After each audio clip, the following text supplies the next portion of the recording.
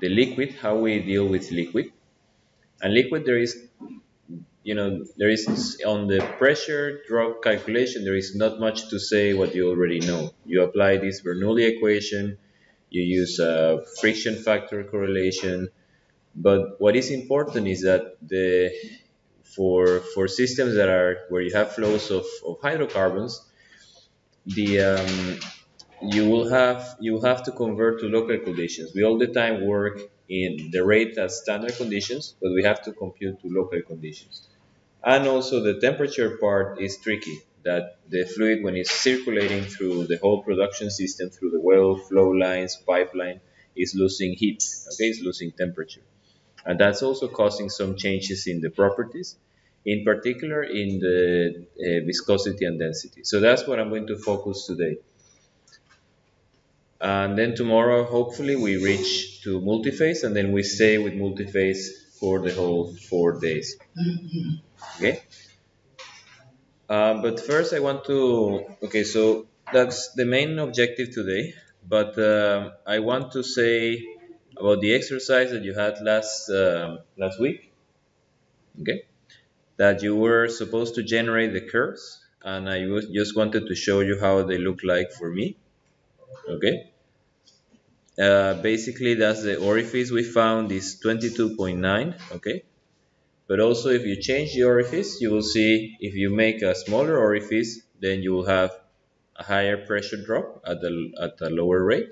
And if you use a bigger orifice, then you will have a lower pressure drop at a higher rate. Okay.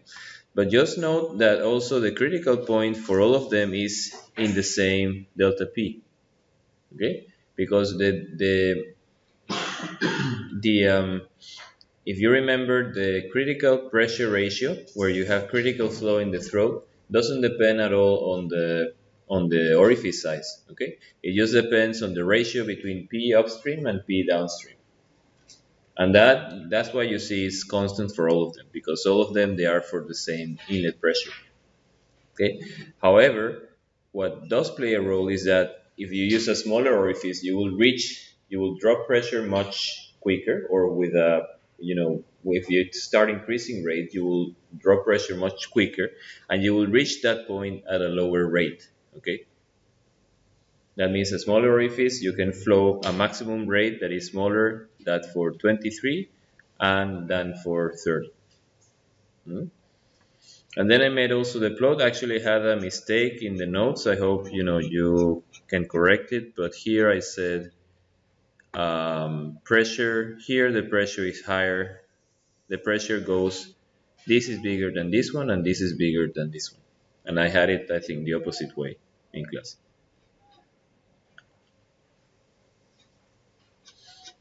And also there was a question. I'm not sure if we have. No, he didn't come today. But he was saying why you were integrating. Well, because there was missing a differential. You were having a differential of the density and the velocity square. Okay, but that's not a good way to do it, because the density, we actually want to put it here and not have it constant. The density in gas is not constant. So what I did, I just derived the whole expression, u du, and then you can divide the whole expression by density, and this one you integrate and you get u squared. Okay, but the alternative, just a small comment, I think was a question last class.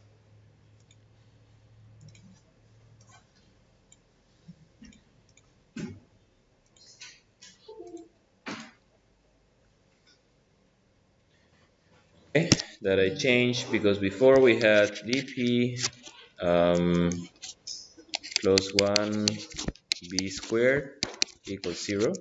Okay, what was missing here was this d. Okay, like to make the derivative of that product. But if I do it like that, then I will say, if I integrate between 1 and 2, I'm saying that actually this inside remains constant between 1 and 2. Okay, which is not the case. So what I decided to do was just to derive that, and then you get this 2u du, and then you pass the density dividing to by the pressure. Okay, that's a cleaner way to do it. Just a small comment. That more or less clear with choke. Comme ci, comme ça. Okay. More or less, but you got the equation of the choke. You know that the choke has basically two regimes: critical flow and then subcritical flow. Okay. And if we are working with, this is the same equation. If we are working with, and the critical ratio is given by this expression. Where is it?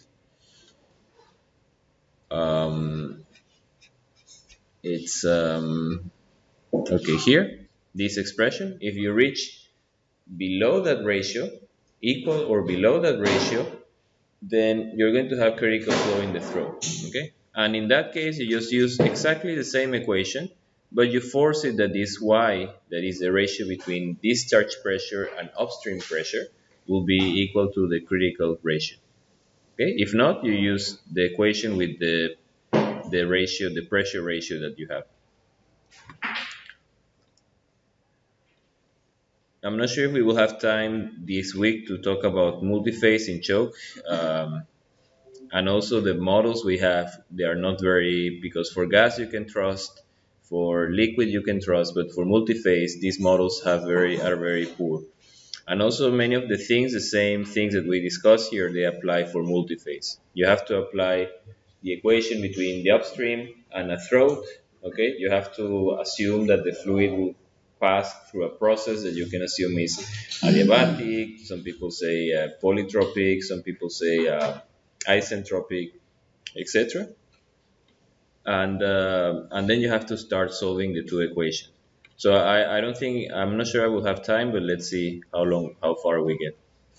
Okay.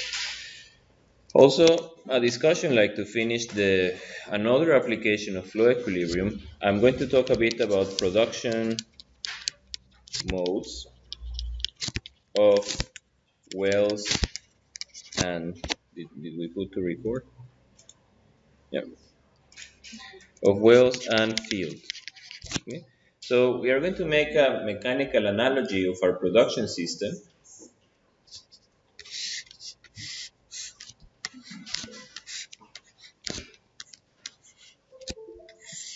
Okay, we have a tank, PR, and that represents the reservoir.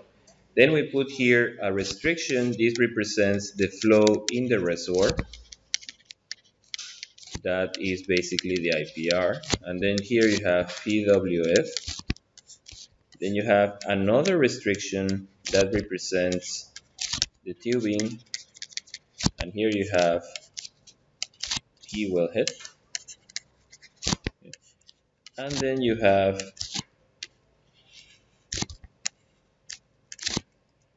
so here you have a meter.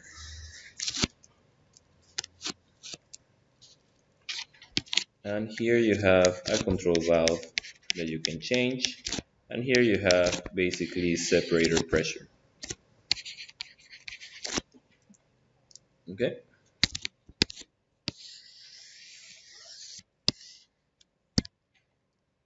So in the first case, so that let's call that mode A. Okay. And in this case, let's say this is a mass flow meter or just a flow meter. Okay, and that's connected to this guy here. And that valve is going to make sure you're going to set it to a point. Okay, you're going to set it to a rate that you want to produce from the field. So that means that, so that's called constant production mode. Okay, our system can be more complicated, have many wells, can be have more elements in the tubing. This is just an abstraction. Okay, it's like a tank model to see what what are you controlling to, and what are you measuring, and what are you controlling. Okay, so when you have that, then you will ensure basically that the Q of your well or the Q of the field is going to be with time. How is it going to be? When you have this control scheme here. The choke here or the control valve is making sure that you have always the same rate, no matter how the conditions change. Okay, but usually in this tank, if you start draining, Okay, if you're just draining material, then that pressure is going to go down because it's just a tank that you're taking out material. Hmm? So that means that you will be able to be like that, but after some time there comes a point where you cannot produce that plateau anymore and starts to decline. At this point we call the end of plateau, okay, and that's when control valve control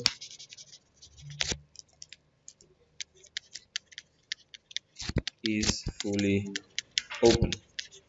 Okay, and this is from here to here, that's a plateau period.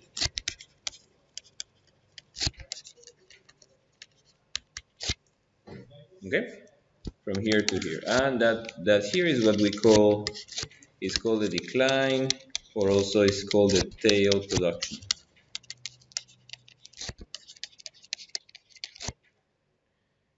Okay, we lose control. And also something important to say in this diagram is that what happens now, I ask you, now I decide I'm a bit greedy and I want to get more out of the field. I want to get a higher rate. How do you think the profile will change?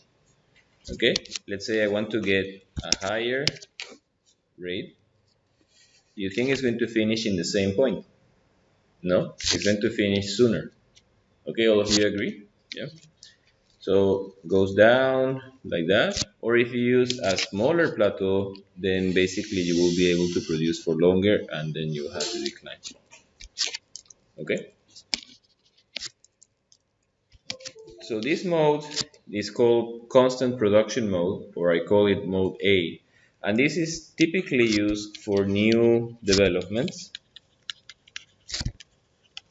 with standalone processing facilities. Okay? That means that I design that means that I design the field. Is a relatively new development with standalone um, and it's relatively big size. Okay, because it has to be economically uh, enough economically profitable to ensure that you will be able to build standalone. It is worth to build standalone facilities. And also it can be, is typically for the case of gas, typically for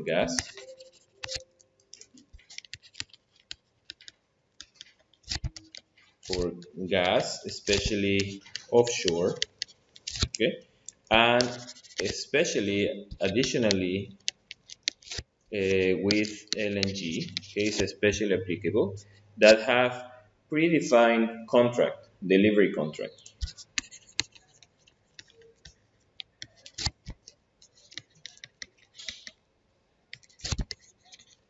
okay. By contractual obligations, they have to supply, for example, like we have some fields, these Blancanieves that we have in Norway, they are bound by a contract to deliver, and this is a long-term delivery contract. They are bound to deliver to certain customer, in this case in Spain, a certain amount of gas. They cannot change it. They have to deliver 20 million standard cubic meter per day. And if they fail to deliver, they have to pay a penalty. Okay. And if they deliver too much, then there are some rules if they will take it or not. But it's very strict. They have to deliver a certain amount. Long term, and yeah. Now there is another production mode that we are going to call mode B. Okay. And in this case, we're going to have exactly the same arrangement. Okay, but in this case, instead of having a pressure meter, I'm going to have a flow meter. I'm going to have a pressure meter. Okay, and here I have P separator. I have exactly the same thing here. PR as a function of time. This is the IPR. This is PWF. This is the TPR. This is P wellhead. Okay, and in this case I also do the same connection, but now I have a set point for a fixed PWH. Yeah, fixed pressure. Okay, so I will make sure no matter what rate I have, that shell is going to operate and to be able to keep it to a constant. So how that field produces, I ask you, that's called constant pressure mode. Okay, so how does it look like? If I keep, what drives, I ask you now, what drives, or I tell you, what drives the flow from here to the separator or from here to the wellhead is the difference in pressure between these two. Okay, initially at time zero, the difference is the highest. Okay, because reservoir pressure is the highest, so you should have a very high rate. But as time progresses, that reservoir pressure goes down, then that rate should also go down. So here we can say, just that you think also like intuitively that the Q of the well is proportional somehow to the difference in pressure, PR minus PWH. Okay? If I keep this one constant and this one is going down, then this one has to go down as well. Okay? Just like, yeah. So that goes like this, and it's always in decline mode. So that's Q of the well or Q of the field versus time. And this type is like the objective is to produce as much as possible, as early as possible. Okay, I want to recover, produce, and get out of there. Okay? Sometimes governments don't like this strategy. They want you to stay and they want you to commit to a certain recovery factor. But this is an operating type. This is for satellite fields, okay, or medium to small size, that they're going to be, usually they're typically tie in or they are connected. The production is routed to an existing facility. The production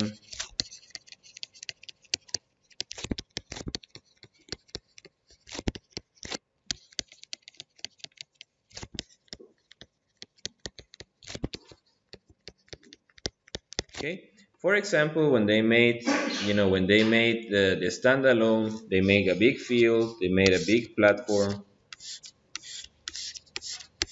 Okay. They drilled a bunch of wells and they were happy. But after, with time, the separators they had here, the rate goes down, and let's say they are some place here. They are very close to close the field. But then some guy come here and they say, oh, we want to develop a field that actually it's far away.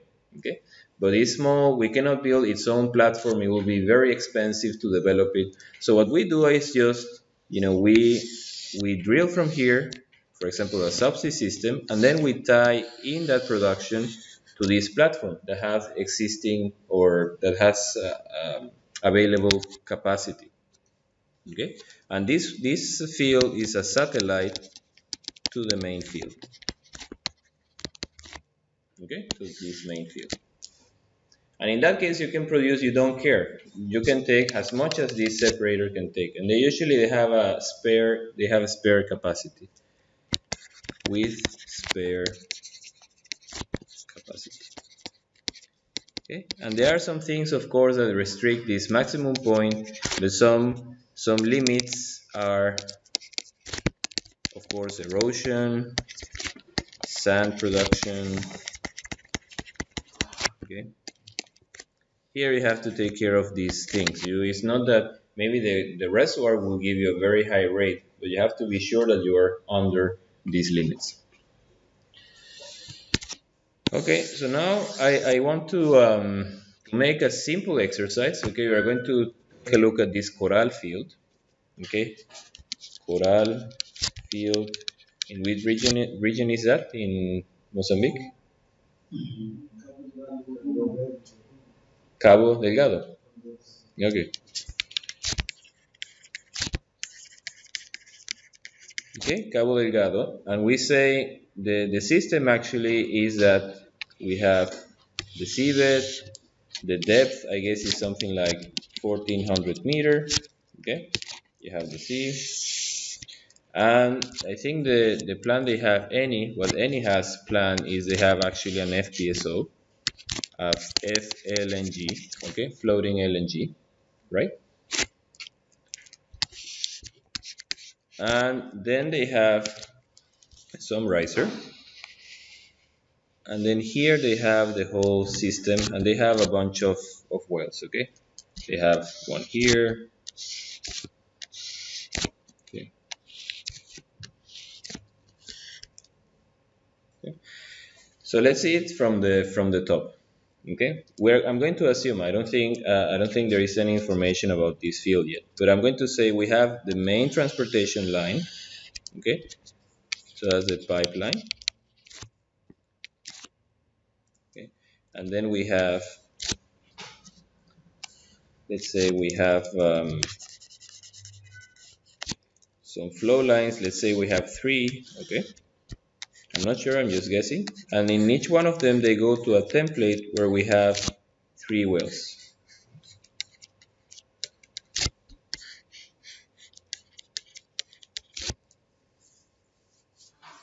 okay? And here we have, if we see it from the top, here you reach to the separator or to the FPSO, to the floating LNG. Yes, so far? Okay, so what I'm going to say is at this point, to analyze this system, I'm going to make the approximation that at an early stage, with limited information,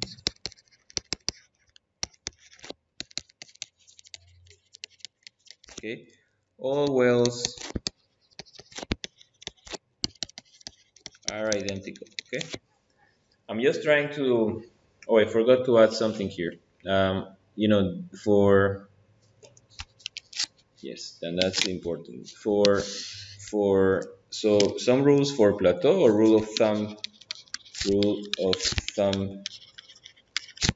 for defining Plateau, okay, is that for oil fields, for oil reservoirs, you want to produce 10% of the total recoverable reserve in a year. That's more or less what you want to produce. So it's 0.1 times the total recoverable reserve. That's total recoverable reserve. Okay. That's the year outtake. Okay. And to get the rate, well, you just have to divide Q of the field is basically the year outtake.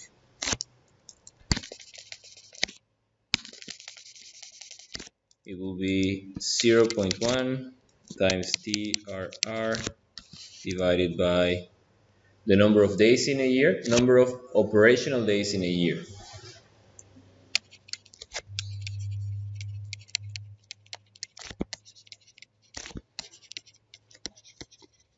Okay, that's Q Plateau.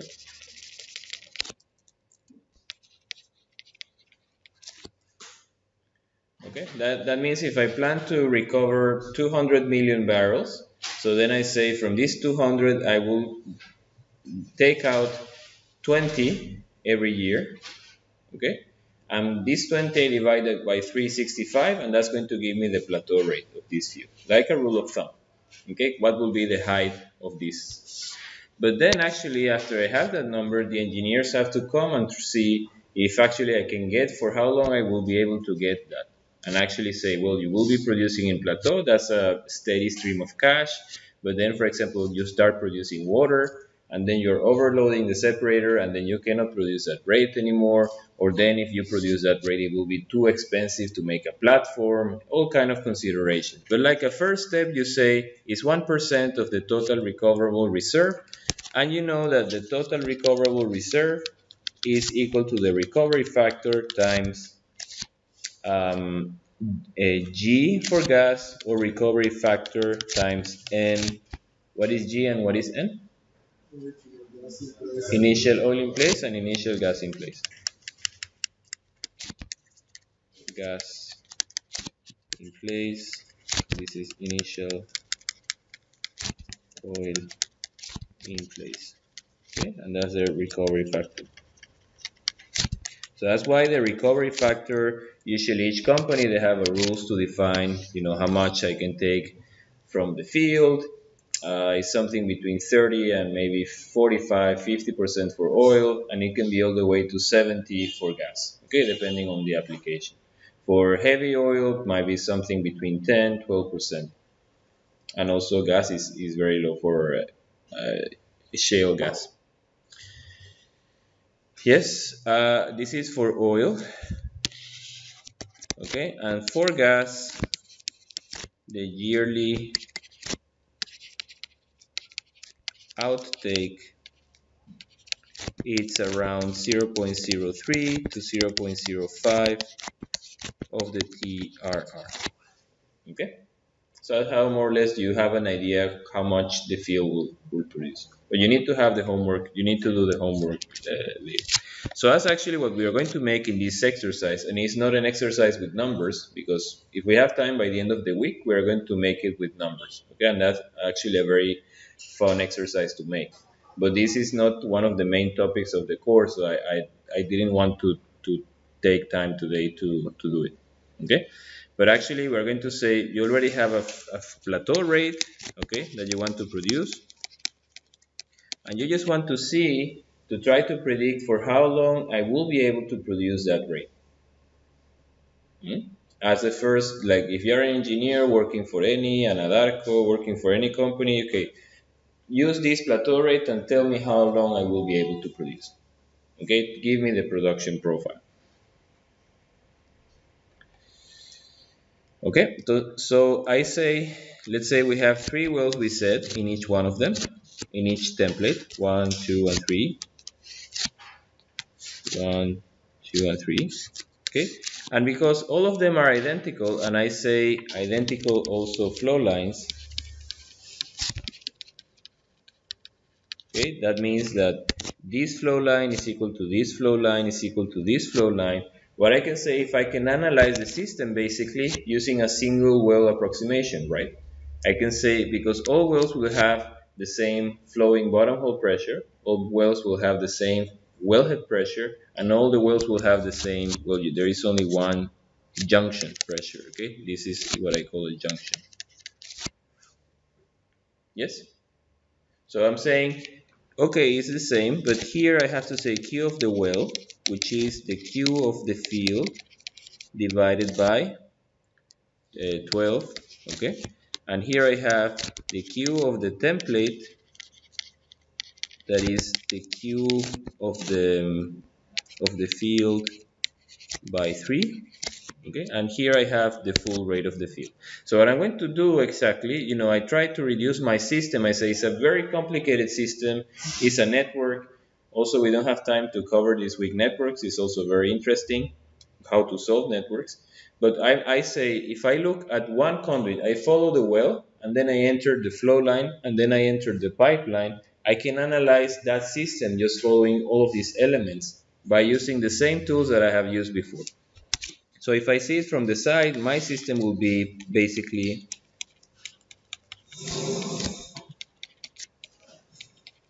I have my subsea well,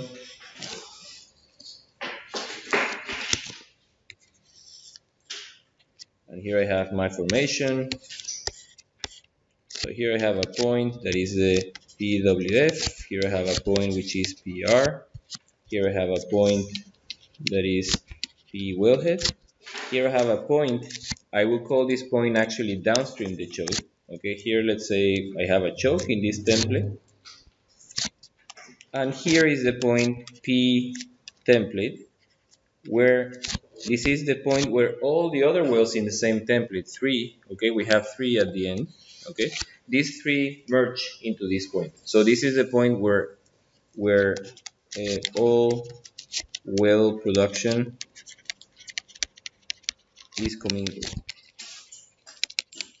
Okay, commingle means that you actually um, join or like combine the production of different wells. Okay, and after that you go from the template and you go to this P junction, and after that you go basically to this FPSO. Okay, to this floating LNG.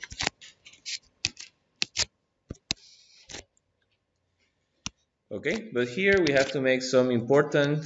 Here this is Q of the field. Okay, what comes here to here, so this I'm moving exactly on this line. Okay, that's carrying the Q of the field.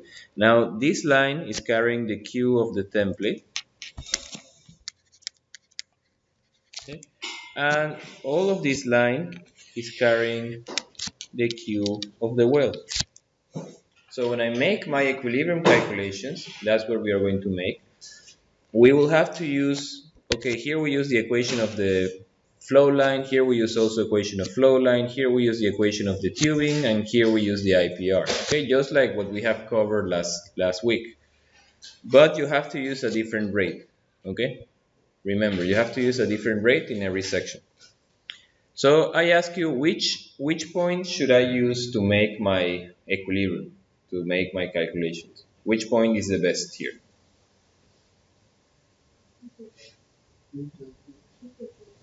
Hmm? Louder? There is an element I told you before. Okay, there is something, a control valve that I use to regulate. Okay, it's producing in this, so I need to have this control valve. Okay, so and that control valve is in each one of the wells. Is the choke actually? Yes. Okay, we saw that we use the choke to control production. So to avoid modeling, I know there is an ugly equation. It's using this orifice equation, and it's very ugly, critical, non-critical. I say take that complexity out. Okay, I just have to calculate. This will be my equilibrium point. I will calculate the pressure upstream the choke, and then I calculate the pressure downstream the choke, and then I see if it's positive, it means that I can produce the rate. Finish. I don't need to model any choke, anything. Then later they can find out in the field how to regulate the choke. So let's try to see, okay, so now let's plot the pressure. So is it clear why we use the choke? Yes? Okay. So now let's plot the pressure versus time of the most important points. Okay, we have a bunch of points. We have actually P separator, we have junction, template, wellhead pressure, flowing, and reservoir. So let's try to plot all of these, how all of these pressures change with time. So reservoir pressure goes down, okay, as I produce. If I'm producing, it should go down. Okay. Let's say this is PR.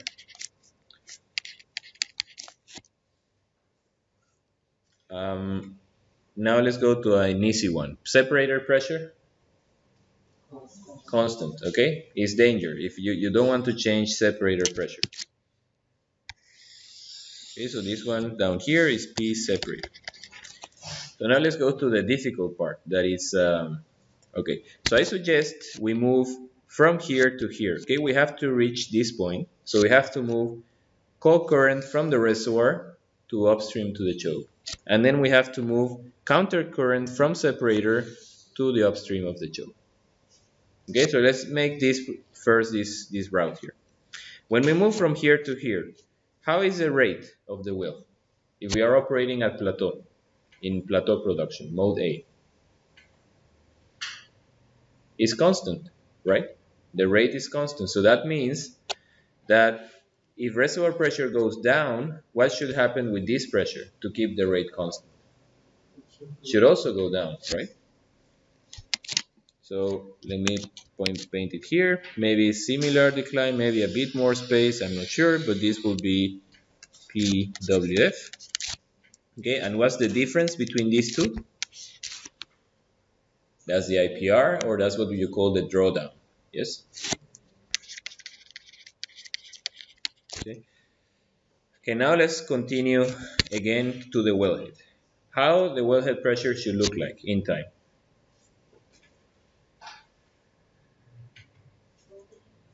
Okay, let's say the rate is constant, right? If this one goes down, then this one should also go down to keep the rate constant. Remember, what drives the flow, you have to think in each segment what is driving the flow. It's basically the difference in pressure between upstream and downstream. If this one goes down and you want to keep the rate fixed, then this one also has to go down. Hmm? Okay, so now I have another curve that goes down and has more or less the same trend.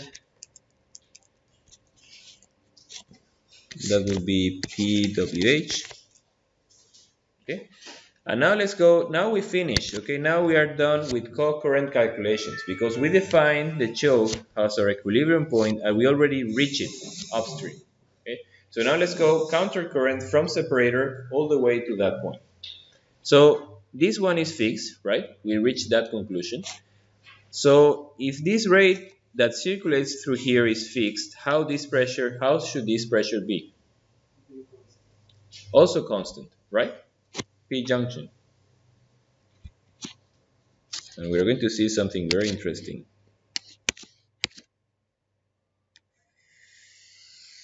Okay, let's say this is P junction. Okay, and now we have one more step, and that's that we have to move from here the junction to here with the rate of the template. So how will the template pressure will be? How the template pressure will be? If this one is fixed, the rate is fixed, then this one should also be fixed, okay? It looks a bit weird, but that's, intuition, logic, no other explanation. Okay, so it will be also constant.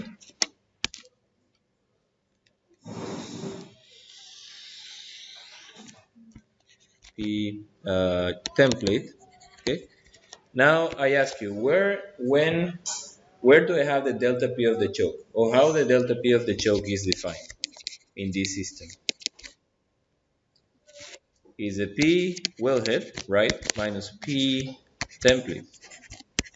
That means that the choke is here initially, delta P of the choke, and starts reducing, reducing, reducing, reducing.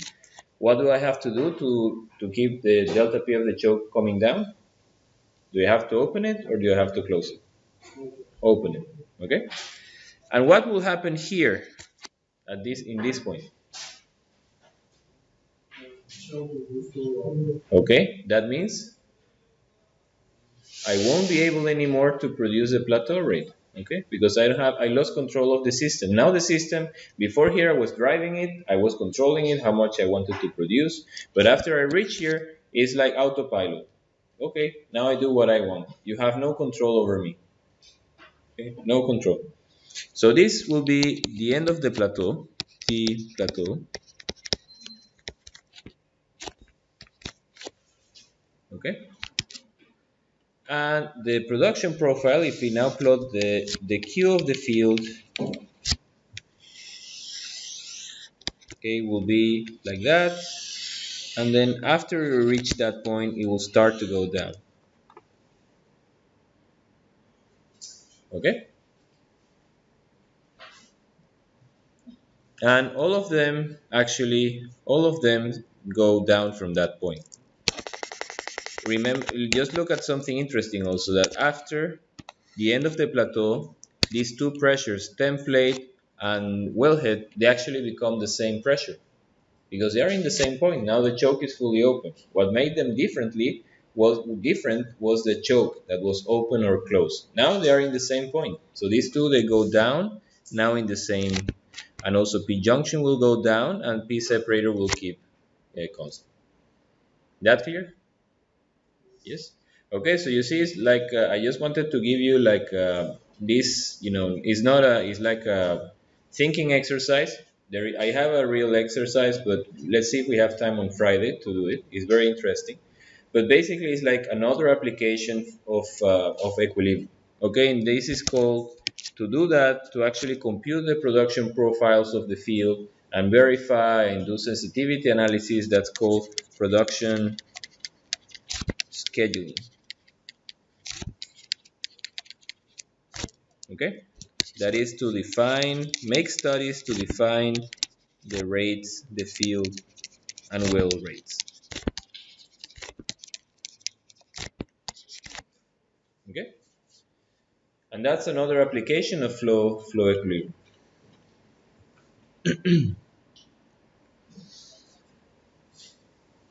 Okay, so now let's go for the topic we had for today, that is pressure drop for basically, it's liquids, or we can be more specific, and that will be undersaturated oil. Okay, plus water. We see, so why, you say, well, there are not many undersaturated fields, oil fields. It's something very seldom. So why are we looking at this? We'll see there are some cases that there is some application for this. Okay, and I hope this is like a refreshment for some of you. Pressure drop for liquids. Okay, if you remember, we have, what is the general equation to calculate pressure drop? Is dP dL plus density velocity squared plus FLD times V squared over 2G. Is it? Yes, equals 0. Or actually, what we say, is this is not a good way to make it. We say the energy, we have a point called 1, and then we have a point called 2. Okay? Then Bernoulli equation tells me that the energy of point 1, which basically is density, gravitational acceleration set 1 plus the kinetic energy of that point, which is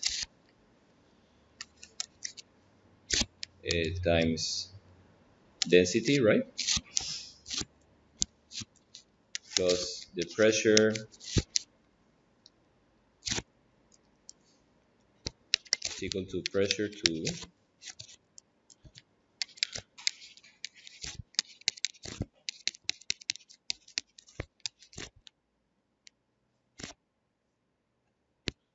plus FL over V squared over 2G. I think we have a problem here with units, right? So we take this away, put G here, rho G.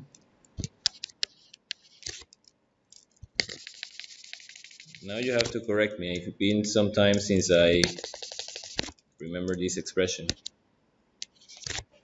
Like that? No? Yes? Bernoulli equation? Yes? Sure? 100%? Yes? Okay. Okay, we say the energy in point 1, okay, that the energy is composed by three things. We have the energy, like the potential energy, that is divided in height, okay, and then in pressure, we have the kinetic energy in point 1, has to be equal to the energy in 2, that is exactly the same terms, plus what I have lost in between. Okay, and what I have lost in between, we use this, friction factor to be able to estimate it. Okay, and if you remember, this Moody factor, I told you, was a way to try, because many people made many tests and tried to correlate delta P with velocity, and at the end, the only way was to make an adimensional number called F, and an adimensional related to, this one is related to delta P, and this one is related to velocity. Okay, and then when you make that, actually you can find something where all my tests for all pipes that I made falls into this plot, just by making a dimensional numbers. Okay, and this is for different E over D.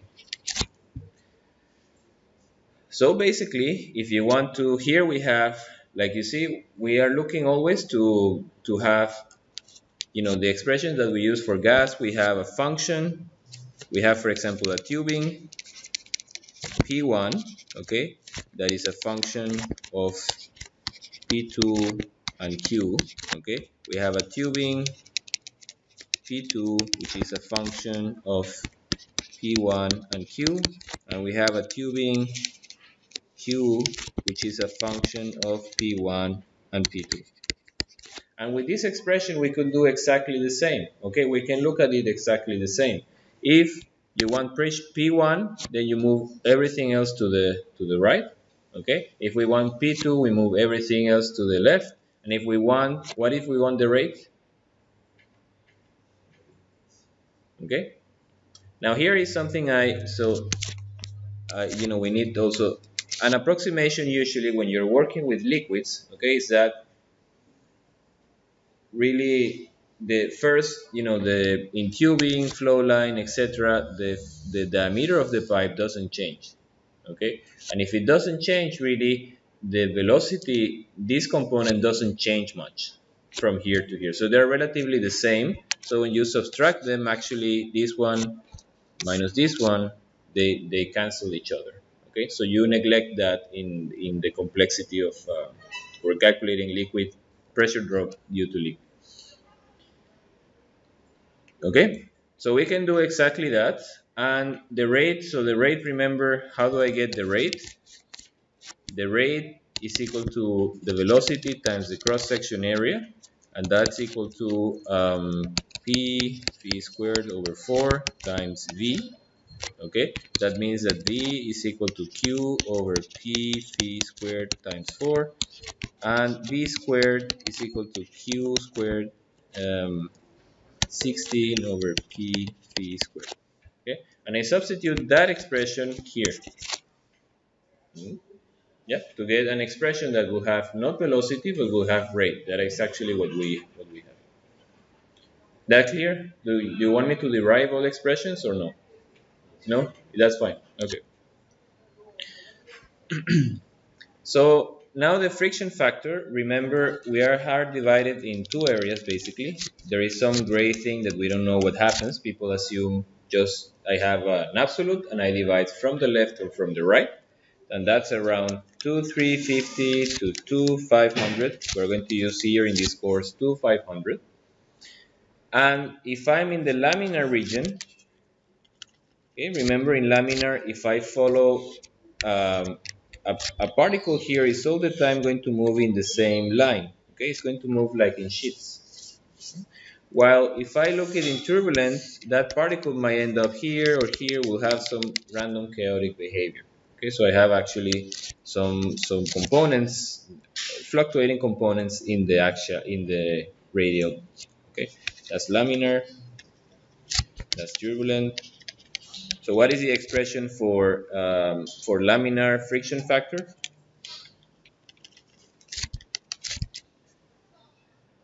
64 over Reynolds, right?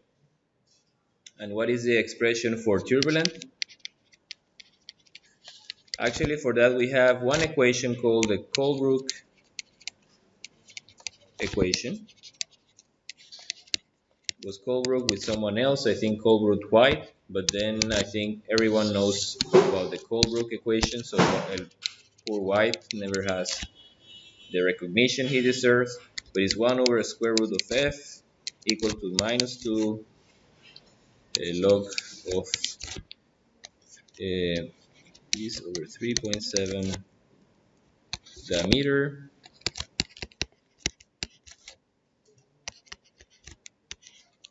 Okay, and the problem with this equation is that it's implicit. Okay, do you have in any course you have to solve it, like you have to program a numerical method to solve it here? No. How do you solve that equation? You just use the chart. When you make liquid pressure drop calculations, what do you use? You use a Moody chart, just this. Yeah. Okay. You don't solve this equation numerically. No. Okay. I had to do it long time ago, so it was a hassle. So that's implicit, but there are many researchers that actually they have devoted their lives to try to find explicit expressions of this friction factor. Okay, and they have done different techniques, different assumptions, different etc. And they find there are a bunch of them. So let me just pull out. I found okay. So that's the Moody. Just so you have it, the diagram.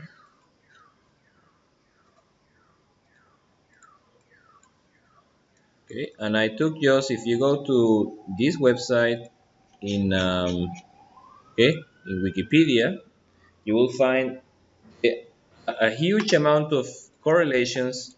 You have for some of them all correlations for, we shouldn't call it correlation, but it's all um, expressions for the friction factor. Okay, it has a nice summary, but there are a bunch of them, so you have to. It's like a flavor. You decide which one you want. This is one page, and that's the second page. Okay, so you see, it's like very attractive topics to do research. People like to do research on friction factor, and but here is a bunch, and then we have one more. I just put it here just to show it, that really um, each of them. We're going to use here one of them that's supposed to be a good, a good one, and actually it's also Norwegian, so you have some feeling for your university. Not because we will say that it's very good this expression. Okay, so it's 1 over square root of f equal to minus 1.8 log Holland. He is a professor at my university, NTNU, and he came with this expression. It says here 1983. Okay, and it's very simple. It's explicit. The nice thing is that it's explicit, and the log of E over D divided by 3.7 1.11 plus 6.9 over the Reynolds, okay, and the log of all of that. So why you say why he was a bit strange, because why did he put here the square root of f? We want to have an expression for f, not the square root of f, to put it in our equation. Well, he wanted to look like Holbrook, okay? He wanted to look like this expression. But really practically you will have just to take f to 0.5, right, of all of that. Sorry, squared, right?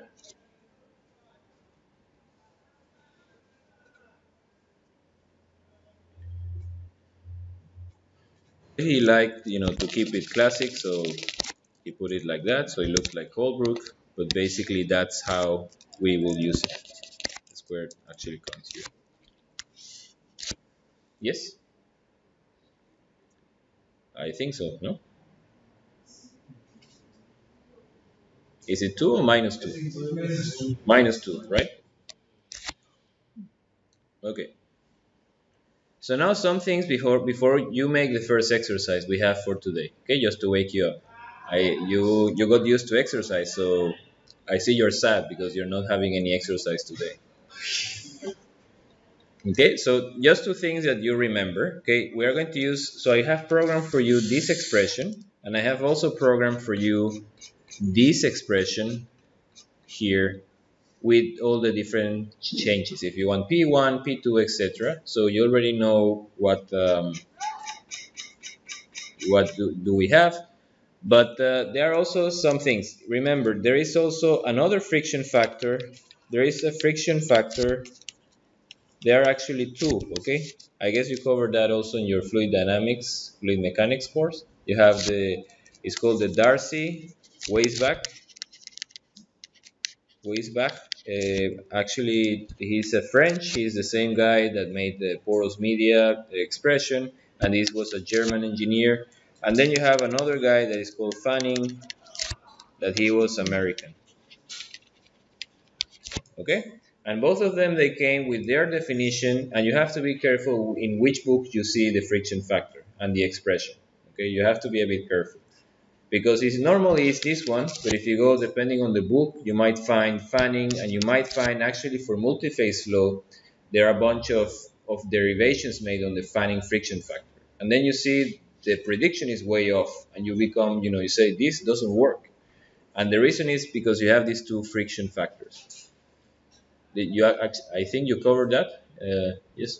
Okay. So remember, what is the relationship between them? If F, let's call it F, that will be the Darcy, is just 4 times the friction factor of fanning. Okay. Okay. And that's because of definition. The friction factor of fanning says that is the shear stress divided 1/2, and F of Darcy says that is tau over 1/8 rho v squared. Okay, just by definition. Funny. Okay, so be careful with that, depending on where you find it. And yes, so I want you now. Let's make the first exercise, and that you're going to make. I have it on the website. On my website is folk. You have the address. You go to files and you find. It's called IPR TPR for undersaturated oil.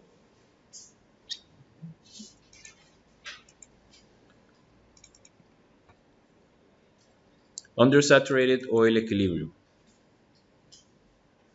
I should say well equilibrium. And this data is taken from a field that is in Brazil called Peregrino, offshore Brazil, and it's a platform where you have whales producing. It's a very viscous oil, and so let's take a snapshot of that.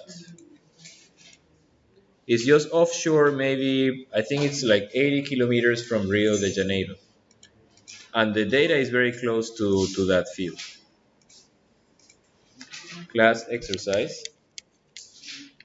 And this is actually IPR TPR equilibrium for undersaturated oil well. Okay. And I want in this field, they have um,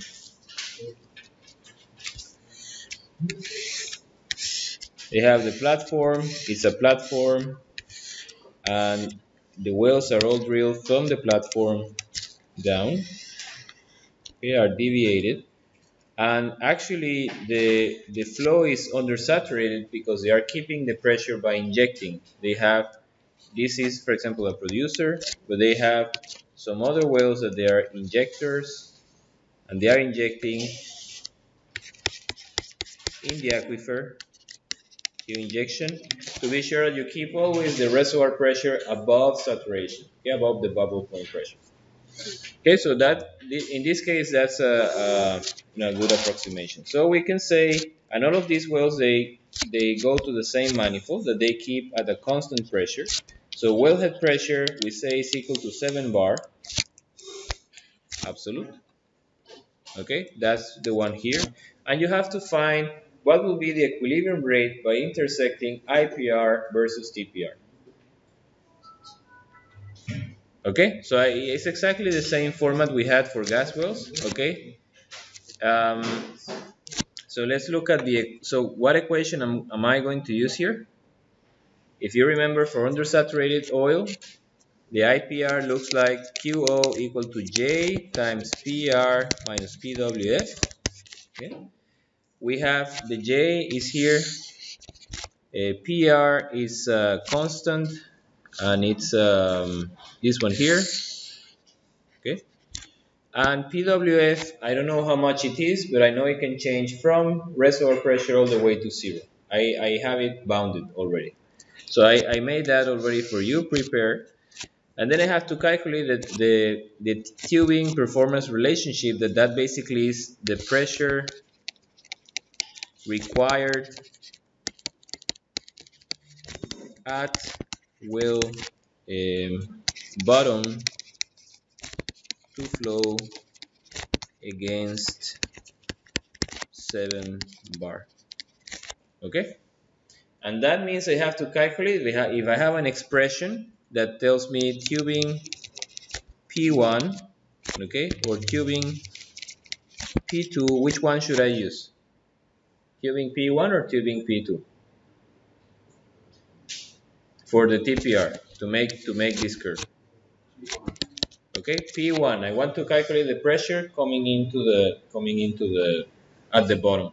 Okay, so let's look at the which expression Alt F11 we have in the Excel sheet. Here you see we have IPR gives me the rate.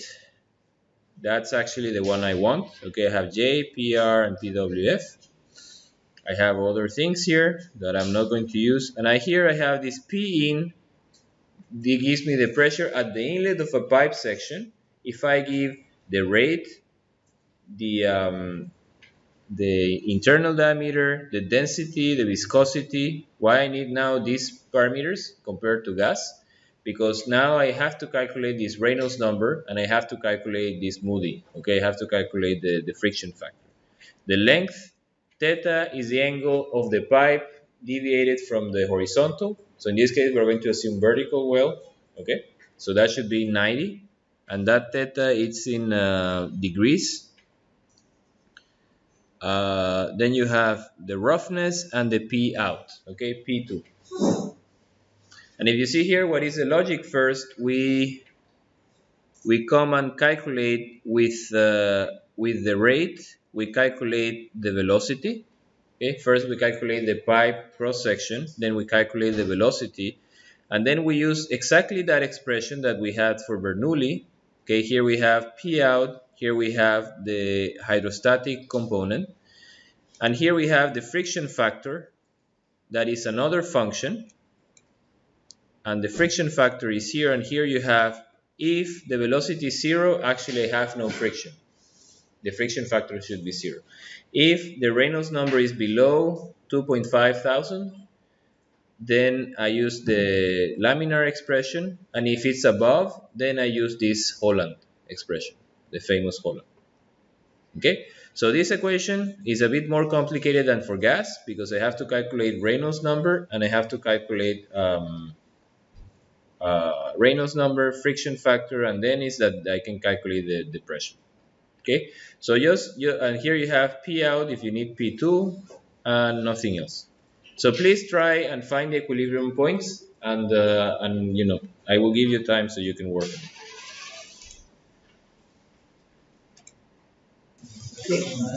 Well, piece of cake, this exercise, right? So that's what I got. And basically you see that even though the wellhead pressure is very, very low, it's 7 bar, I'm barely have an intersection, that's around maybe 1,000 standard cubic meter per day. That's around like 6,000 barrels. So I ask you, how if I want to produce more? Let's say I want to produce something close like 2,500. So how is it possible to do it? What do you think can be done in this system? If I want to produce, now I'm producing here, the equilibrium rate is maybe 1,000, around 1,000. Okay, it will be around, yeah, between here and here, 1,500. What happens if I want to produce more? What can I do? Okay, so how I do that? Okay, remember all the solutions we had before. I could lower wellhead pressure, right? But it's already 7. It's already very low. So if I lower it to maybe 2, maybe the curve will be very similar to this one. So I won't have much gain because it will shift down, but not much. Okay. Another option might be to use a bigger tubing. But again, if I use a bigger tubing, my intersection maybe will be here. So I also still get not much. What else?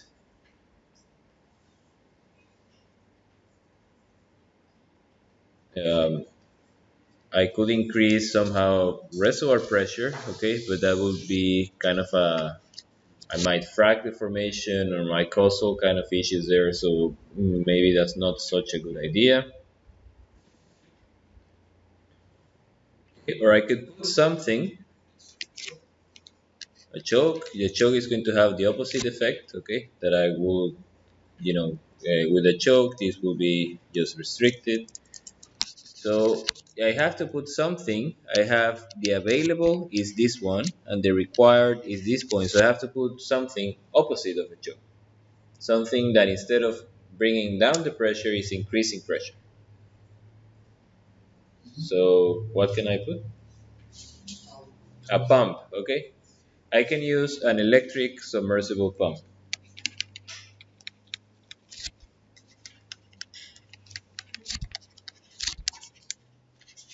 okay? Or also called ESP. And the pump, that's actually the place where I'm exactly going to put it, at the bottom hole. I want to put the pump as to be as effective as possible. I want to put it as close as possible to the formation. Okay. By the way, here there are some pictures of the this Peregrino field. It's just offshore Rio de Janeiro, maybe 80 kilometers, and it has two platforms from where the wellheads are actually here, and the injectors are also actually here. The reservoir is kind of tilted and it has water in the at the bottom, so they are injecting at the bottom and at the flanks, and then they are producing from the crest. And so this they keep the pressure constant, but then they have some pumps that they flow the fluid to the FPSO where they make separation, and then they bring back the water to the platform. And if you see what we were discussing the first day, that you see there has some, I'm not sure if it's too easy to see from here, but it has some towers. Okay? And that's because you already got the impression if the platform has a drilling package, it's because they have to change something inside the well very often. And in this case, is the pump. Okay, they have ESPs to get higher rates than what I'm getting with Equilibrium. Because also in particular, this fluid is relatively, here is not so viscous, but this fluid is, so zero point 0.1, that's how many centipoise?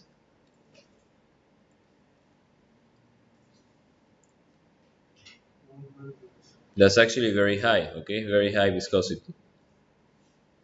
So that's why we're getting this intersection here. Okay.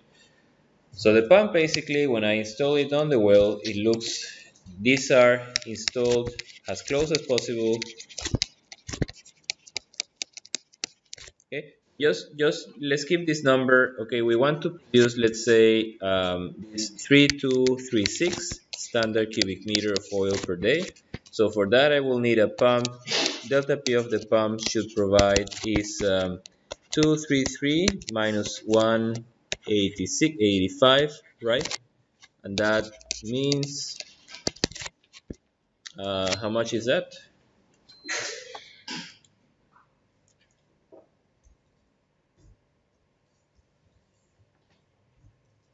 48 bar pressure difference, okay, in the pump. What the pump, the ESP has to provide. As close as possible to the formation,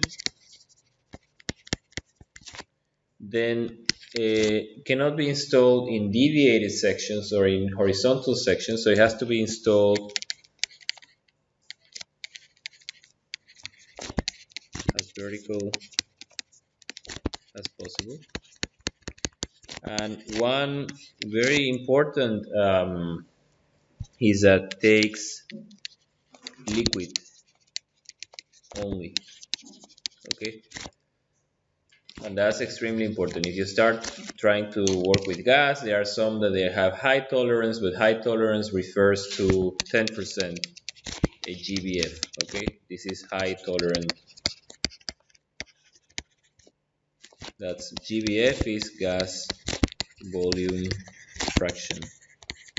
Okay, so if you have 10% of the volume of the flow rate, it's gas, then these pumps they don't like it. Okay, they start having a lot of issues, vibration. They have typical lifetime is around 2 years. Okay, so that means you have to have something to pull out and the pump is installed. The most important thing is installed actually is threaded with the tubing. Okay, it's part of the tubing. So you have here, that's the wellhead, okay, and you have the pump, and the pump actually it's not a single thing, but it's different components. So first you have the pump itself, where you have the impellers that rotate. We will see just right away how they look like. And here you have the gas separator. Okay, here you have the intake where the fluids come in, and here you have the electric motor. And let me put it, maybe I will move it to the next page.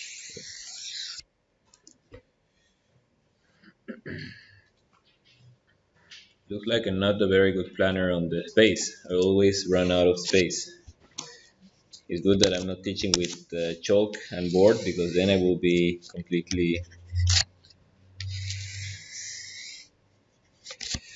let's not say the word. Okay, so one thing, so the fluids, they come here, they go through the motor, and actually they do some cooling effect when they pass through the motor.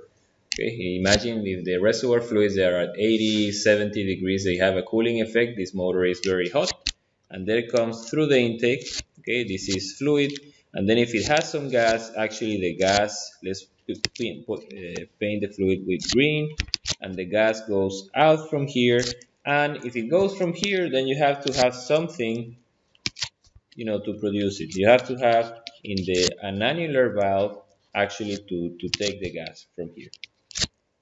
Okay, if not, doesn't matter if you have gas separator, the gas has to go someplace. Okay, so that's one thing, that you have annular, producing gas through the annular.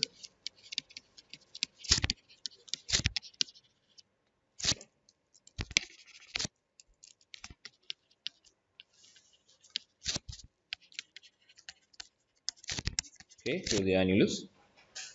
And this is, sorry, this is the pump, gas separator, intake, and electrical motor, and that's the reservoir.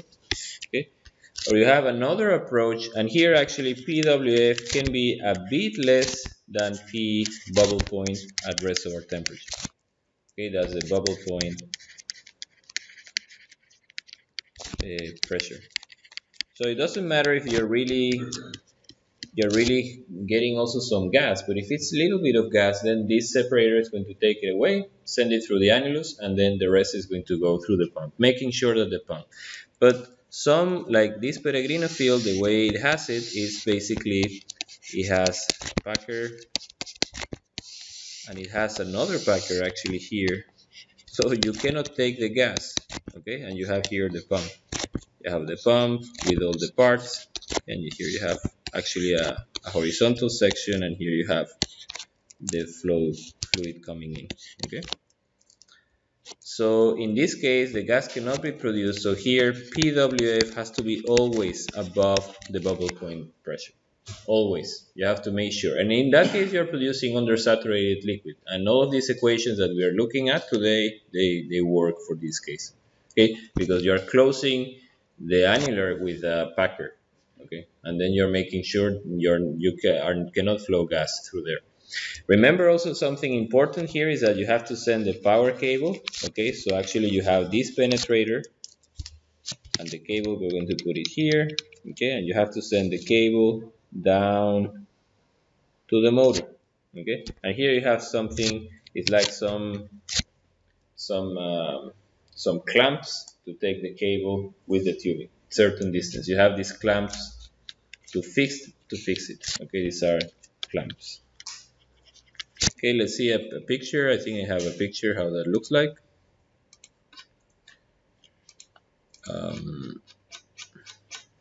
Okay, that's the penetrator with the cable, the electrical cable of the pump, and has also many other things, because you don't only need to send the cable, but you need to measure the rotational speed, you need to measure suction pressure. So that's the cable, and that's the tubing. Okay, so if you want something goes wrong with this pump, actually you have to take out the Christmas tree, put a BOP, and lift the tubing up. Okay, a big job. So it's costly. So when that one, if you have a period of 2 years, people are happy. If they push it to 3, 4 years, they are very happy. They're going down the corridors, high champagne and everything.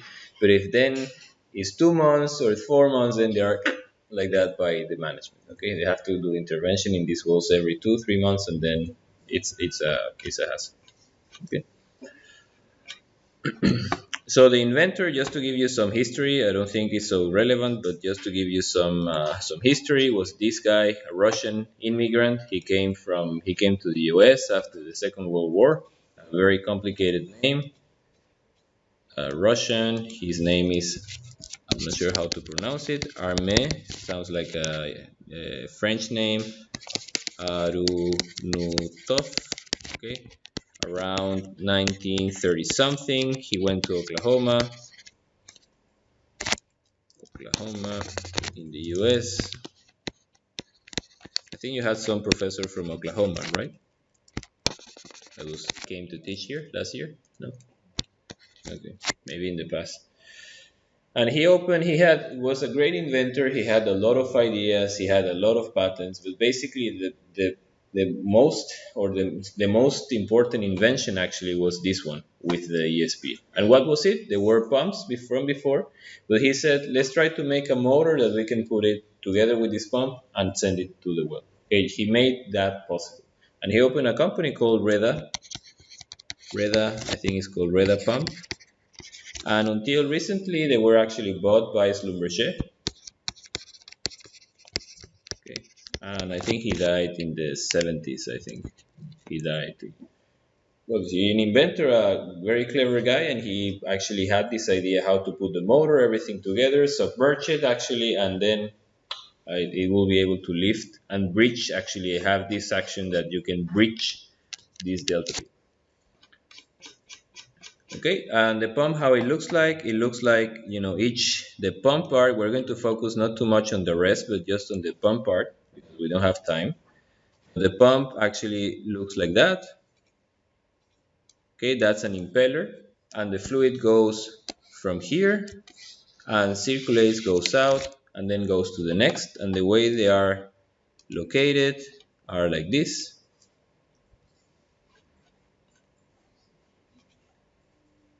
You see ESP from before? No? First time? Okay. Okay. So basically you have fluid, let's say here comes from the annulus, comes here, then you have this impeller, enters through the center, and due to this, they exchange this impeller, they actually they give a lot of speed to the fluid. Okay? They accelerate the fluid. When they go from here, they have very little tangential speed. When you go out here, you have huge tangential speed. And then when they come here, they have a diffuser that actually you recover all of this kinetic energy. Because if you continue with this high kinetic energy, you will create a lot of frictional losses, okay, erosion, etc., many other issues. So in this diffuser, basically, you expand the fluid and you recover pressure, and then you go accelerate, recover, and you have many of them, one after the other. So every stage, for example, can lift, you have in a pump anything between maybe 40 to 30 all the way to maybe 100 stages. You have a lot of all of these, and this might be, I didn't bring one with me, but this might be maybe this size, okay, depending on the tubing size, but many of them pile one on top of the other. And let's see if I have some other nice picture. Yeah, that's something else. But how, so how is the map, the operational map of the pump? Is my friends and mechanical engineers, you for sure do know. It looks like available curve, okay? Like IPR. Looks like this. The delta P versus the rate looks like that, exactly like that. And somehow, it's justified because if the power, let's say the power that the pump provides is proportional or is equal to Q times delta P. Okay, and this power somehow is fixed. If I give a lot of Q, then the delta P that it can reach is very little. Okay, if I give a little rate, then the delta P it can reach is high. Okay, and this is for a given rotational. So that's what we call rotational speed N1.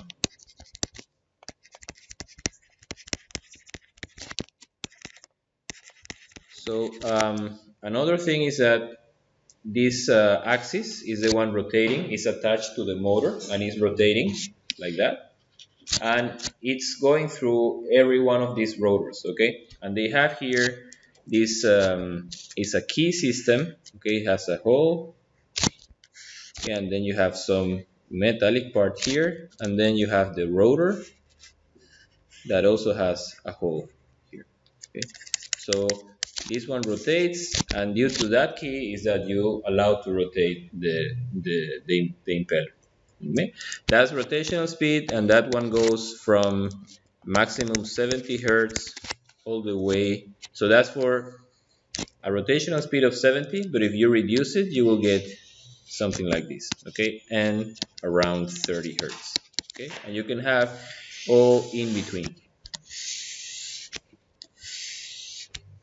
Okay, so if you want for my application, for example, that I said I need 48 bar and 3236, I have to find a pump actually that my operational point will fall here. Okay, with this combination, this was 3 to something standard cubic meter per day, and here it was like 38 bar. Okay, I have to find a pump that actually I can be there. And that's a bit advanced, but let's try to make it. If this IPR goes down, okay, with time, every time the delta P will be bigger and bigger. Okay, so what will I have to do with my pump with time? If I want to keep the same rate, the delta P will be bigger and bigger, so I have to, the point is going to move up, have to increase the frequency of the pump, the rotational speed of the pump. Okay, so in this direction, I didn't paint it here, but this is N increases, which kind of logically it makes sense that I rotate faster and then it gives me a higher delta P.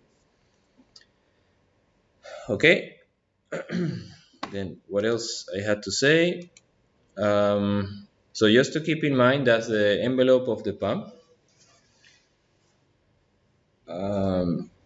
Okay, and there are different types. There are this type of pump and this type of pump.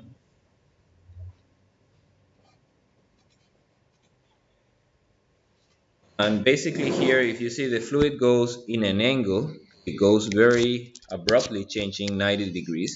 And the advantage of this configuration, is that it can lift a lot of delta P in every stage. This is what we call a stage, okay? This section here, this is what we call a stage. Actually, thank you.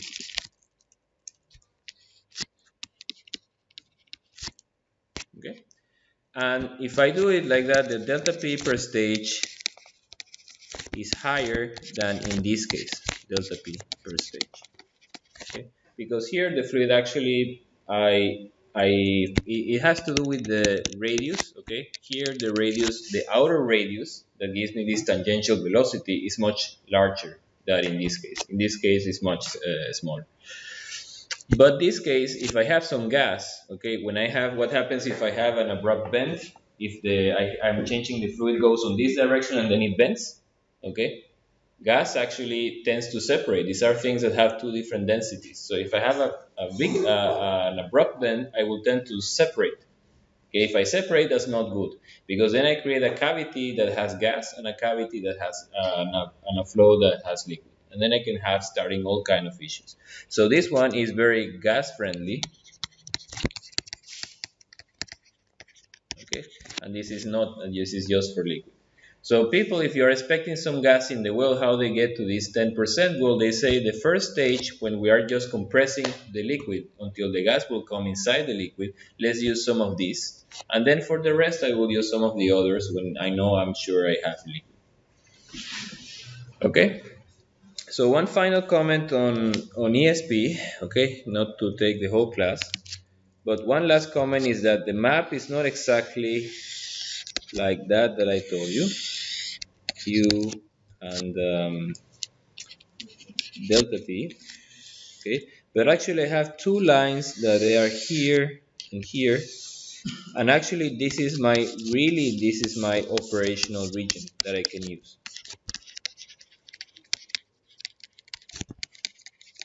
okay, and this is Q mean, the line of minimum and the line of maximum. And there are like two things that I think I have the figure.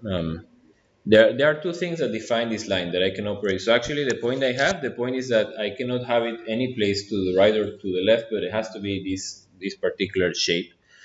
And one of the reason is that I think I can pull. This is a very nice figure that I found on a conference. Okay, that's what happens if you have. That's another issue we're not going to talk about. This is the key that I told you. Okay, but this is what happens if I use too high flow. Okay, the blades imagine here you have the fluid. Remember, enters through the center. Okay, so here you have these blades, these channels. Okay, that are taking it out. They are this one here. Okay, so it enters through here and it comes out through here. Okay, through the center, goes out to the right. So what happens is that these blades, they like a particular angle. Okay, they like, for example, this angle here. If you start having a higher rate or a lower rate, the fluid will start to hit these blades in a different angle than they had designed, that they come by design. And when that happens, you start having these eddies. Okay, when, for example, it hits on this direction, then you start having these eddies here, and that affects the efficiency. Then you have a lot of losses between these channels, and that affects very much the efficiency. So that happens if you have too high rate or if you have too low rate. You start having these eddies, the formation of eddies in these passages of the blade. Okay, and another thing is that this each one of them, they are fixed. This key actually is not fixing them in the actual direction, each one of these impellers. They are just rotating, but they are free to move up and down. So really what keeps them in place is this, how do you say this, the housing is just the hub. Okay, so when the rate is too high, the fluid pushes the impeller on the upper side, and then you have a lot of contact between the rotor and the housing. Okay, and then you start having erosion, and then it's going to get damaged. Okay, when you have too little flow, the opposite happens. All the weight is just laying down here. Okay, in the other end, so you also have a lot of wear and a lot of erosion. Okay, so that's why we have these limits. We have, due to efficiency, is two things: due to efficiency, to ensure high efficiency, or acceptable efficiency. Let's put it acceptable efficiency.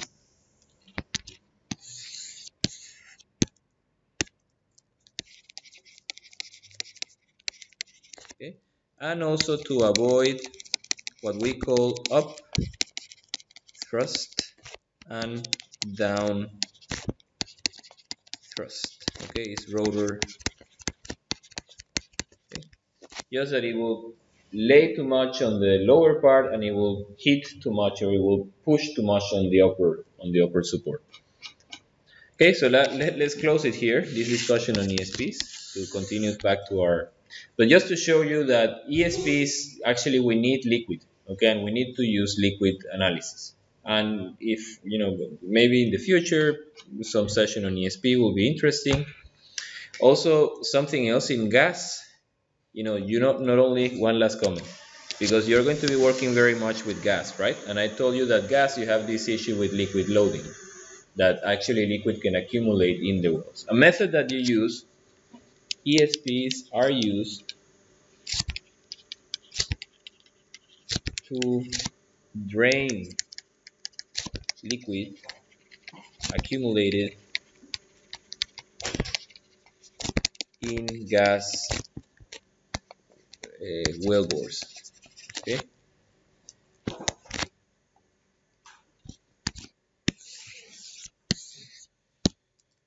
Okay, and in that case, you have the tubing, you have the casing,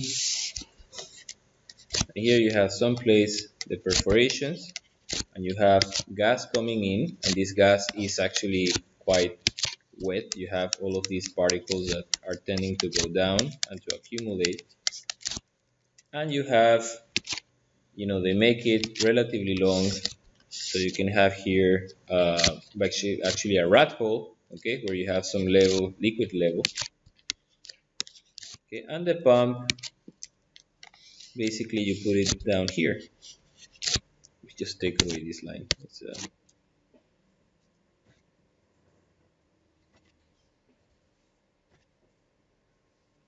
That's the ESP.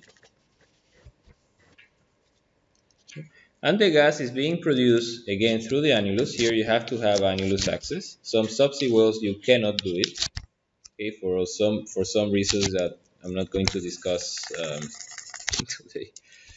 I'm not sure when, but not today. Okay, so gas is produced through the annulus, and this pump is making sure that whatever you have accumulating is just draining it. Is just draining, and the liquid is produced actually through the tubing, but the gas is being produced through the annulus. So, and that this might not be running all the time. You just put it when you insert here in this annulus, you insert some device that actually is sending a shock wave, okay, that is going down, and then it measures the reflection to know where the level is. And after you reach certain level, then the pump starts to operate. Then the level goes down, down, down, and when it reaches a minimum level, a minimum inlet suction pressure, then it stops. Okay, and then again accumulates back. Then you measure with this. It's like you just create a shock wave, and then the wave travels down and up, and it is going to hit the liquid surface and going to go up, and then how depending on the distance and the length of the wave, where the interface is looking. Okay, so that's just also to say that is an important method, and you should probably, the fields here will need ESPs if you have large amount of liquid accumulated in the wellbore. So you have to know how to handle. These are small ESPs, but still they. Okay, and now let's go to another application. Now that we are having the blah blah blah, now let's go to another application, which is so single phase or liquid pressure drop expressions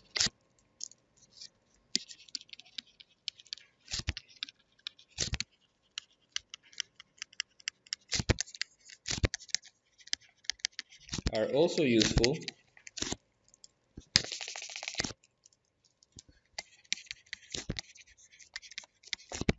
to deal with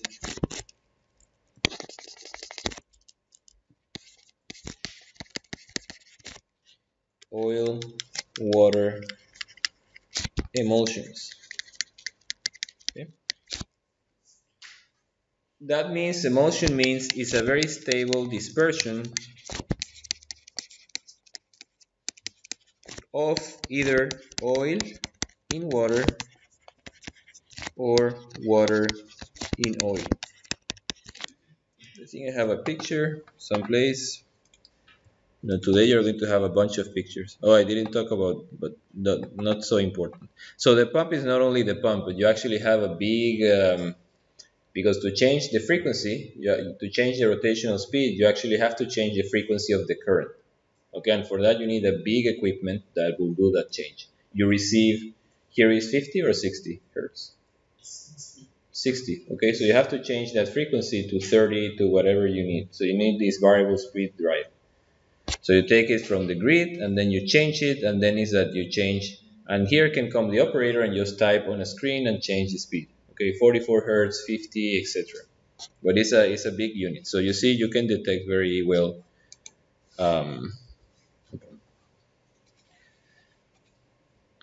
Okay, Okay, so that's how the emulsion looks like. Here we have oil and water, and after that I put it in a blender, and actually that's what I get. Okay, like mayonnaise.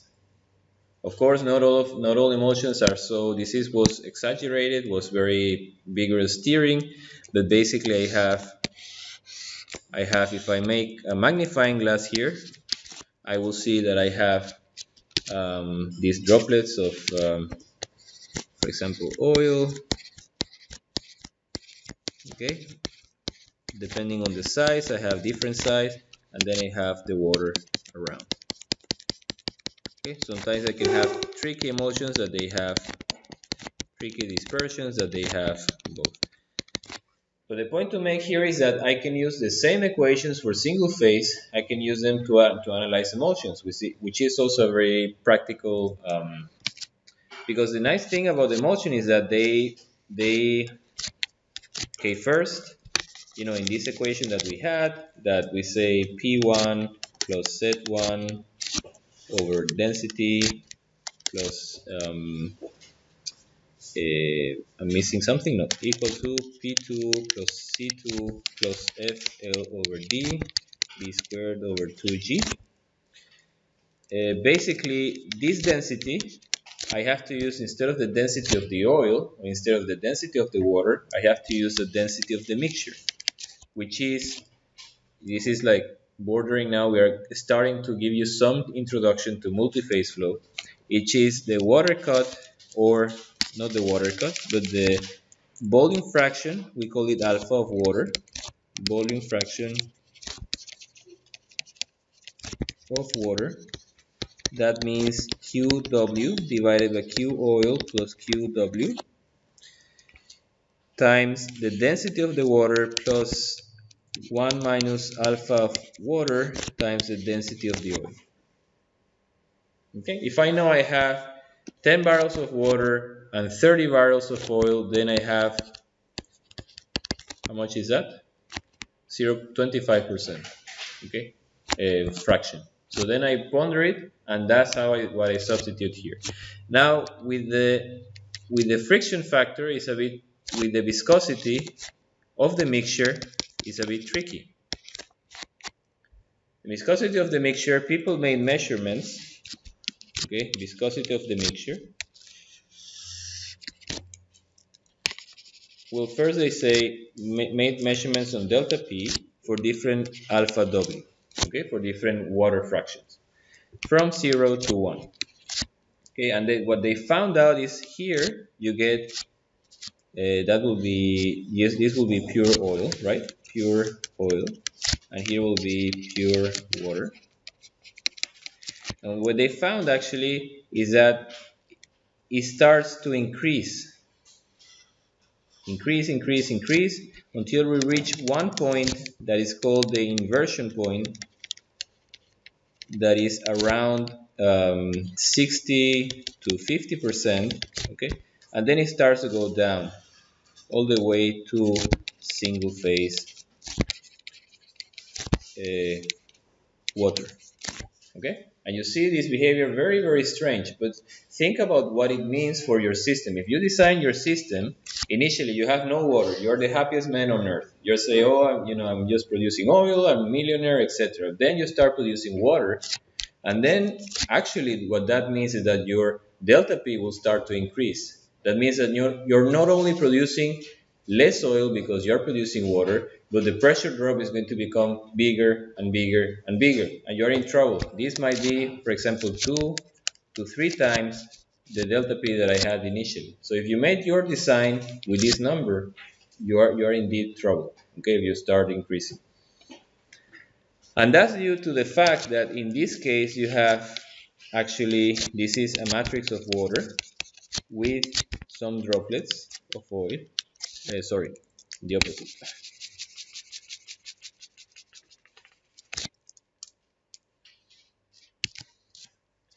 Yeah, matrix of oil, okay, with some droplets of water. And here is actually the opposite. Here is a matrix of water with some droplets of oil.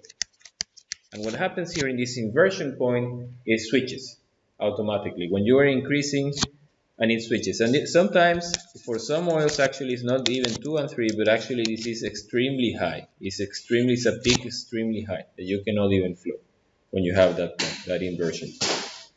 Okay, so what the researchers they say, well, we can then, if we have that delta P, if we have a horizontal pipe, okay, the gravitational component cannot say anything. I can define a mixture viscosity, an emulsion viscosity, to capture that trend. Okay, and I have exactly the same trend. Okay, and this viscosity is, for example, there are some expressions, but for example, it might be for this period, for is the oil times an exponential of this is the oil fraction. So if it's 0, then that means that gives me, yeah. And for the other part, this will be will be oil continuous.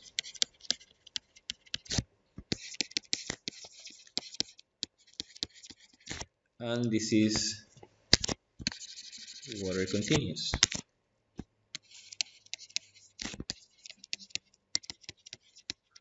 Okay, that's the mixture equal to viscosity of the water times exponential alpha water.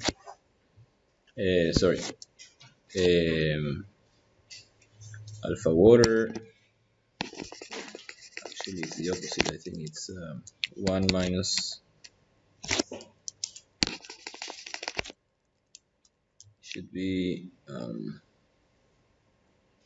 alpha oil, I think. No? I have to check, but one of them is 1 minus. I think it's like that. I think. Is the volume fraction of the dispersed phase. So here it should be, I think, alpha water.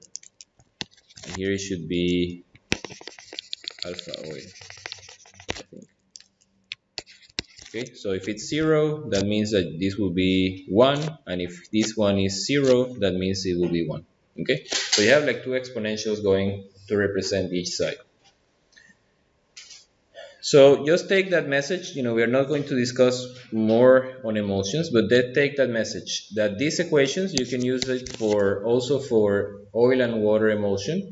And you do that by two things, and keep that in mind when we talk tomorrow about multiphase flow. One is to change the density. You have an effective density. Because basically, if you see, for example, a pipe, okay, and you see now it has not only oil, but it has 50% and 50% in volume, that means that the pressure drop will be the density. You have an effective density, a mixture density. Yeah. So that's why we make the average using the volume, because actually we have to see how much liquid, how much gas, how much oil, and how much water you have in the tube. Okay. And the other thing that we do is we change to calculate the friction factor. We actually have to use an effective mixture viscosity. Okay, just keep that in your head for tomorrow when we talk about a multiphase. Clear? Yeah, more or less. Okay, so now let's talk about, we had a mistake. Okay, I'm sorry to tell you, but in the exercise we just did now, we have a mistake. What is the problem? What assumption did we do that I didn't tell you, but all of you used when you did your solution? We had a small mistake. To calculate velocity, okay, the velocity of the fluid, you need some rate divided by the cross-section area, right? Which rate were we using here in our exercise? If you see the units. IPR, TPR, all of them are in with bar, okay? Standard cubic meter per day. But actually, we need here is just the local rate and local pressure and temperature conditions. That means in cubic meter per day. So that's a problem we had. If now I take, let's say I'm in the reservoir, okay, and I have a reservoir and I have my oil, and I have some aquifer, okay, just to put it a bit nicer. I take a block of that oil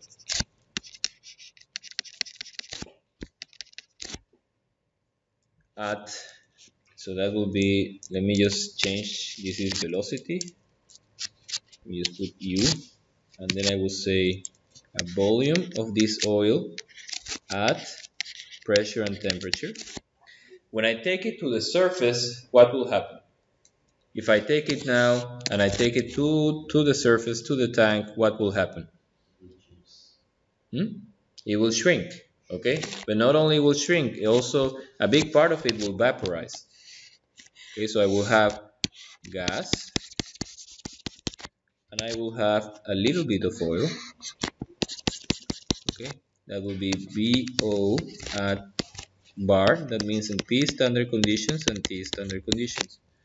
And B gas,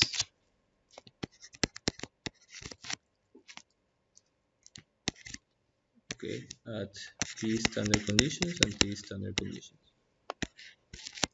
Okay, so that's the main problem, that we were using this rate, but actually what is circulating is this, okay, which is much more, okay, or more or less more. For that we have, if you remember what we have done for gas, we created a parameter that we had Bg, right? That we say the Q of gas at local P and T divided by the Q of gas at P standard conditions, T standard conditions. Okay. By the way, this the GOR is the B of the gas divided by the B of the oil, okay? And it changes very much from field to field, composition to composition. It can go, a normal value or a normal oil is maybe something around 600 to 900 standard cubic feet per standard barrel, okay? Something that is very low, that has, like for example, this Peregrino or this field in Colombia that I told you about. So this is like normal, but I'm going to put it here in quote marks. Okay, low, that's something maybe between, can be anything between 5 and all the way to maybe 100, 150. Okay, and then you have also high, which is something basically more than from 2500 and above. Okay, this is for oil. Okay, so you can see this amount can be huge or can be small depending on which field you have. It will partition, and accordingly, for example, for these fields, the B, so we have, I'm running a bit, but so we can define another parameter called BO in the same way we did for gas, that will see Q oil at pressure and temperature divided by Q oil at P standard conditions and T standard conditions. Okay, so this number usually, if it's for a field with a high GOR, okay, I'm going to put it down here now. If it's for a field for a normal GOR, this might be something between 1.3 to 1.5. If it's something for low, is it something close to 1 to maybe 1.05, 1.1. And if it's for something very high, it might be from 1.7 all the way to maybe 2 is like the largest. Okay, so these are the range. That means that if I'm flowing 1,000 barrels, if I have one field with high GOR, okay, then I will have 2,000 barrels actually at the inlet of the pump. That means that all of my pressure drop calculations that I did were just wrong, okay, because I'm doing them with 1,000, not with 2,000. Do you see the big implication of that? So this is the oil volume factor, okay, or also you call it formation volume factor, but I don't like too much to use that because that implies that the temperature is basically reservoir temperature, and in production we have temperature and pressure can be anything, okay, they will change in the production system. Clear? Yes, okay. So you have a way this factor to change between local and global and global conditions. Now, the BO, the behavior with pressure. Okay, now we are saying BO, and you see it's very different than the gas. The gas was, this one was all the time very small, smaller than one, much more smaller than one. That means that the gas compressed always occupies more volume when you take it up. The oil, when you take it up, actually loses the gas, so um, that's why it's more than one. Okay, so here you put the pressure, and that's for fixed temperature. Okay, and if we increase the BO, you have from 1, okay, this is P at standard conditions, it's going to go up, okay, until you reach the bubble point, and then it's going to go down, okay, but actually not that dramatically, but like this. Okay? And so what we are going to use now, we are going to make an example, okay, where we actually are going to take that or calculate that rate, take into account the local rate, not the. But you know, in the tubing, if you see at the tubing, you will have a change in pressure along the tube. So we have to, the BO will be different in every place. So what do you have to do to calculate pressure drop? Divide and conquer. You have to divide, make a lot of intervals. In each one of them, you have to calculate BO, calculate the local rate, and say, okay, now I integrate only 10 meters. Now I move, calculate the new BO, calculate the new rate, and then I go 10 meters more, and so forth. Okay, exactly the same we have done for gas. Okay, and that's going to be very important for multi-phase. So we are going to say, we're going to perform calculations. So let's I have um, I have an exercise, but I need some. Okay, so to predict BO in this region, this is the undersaturated BO.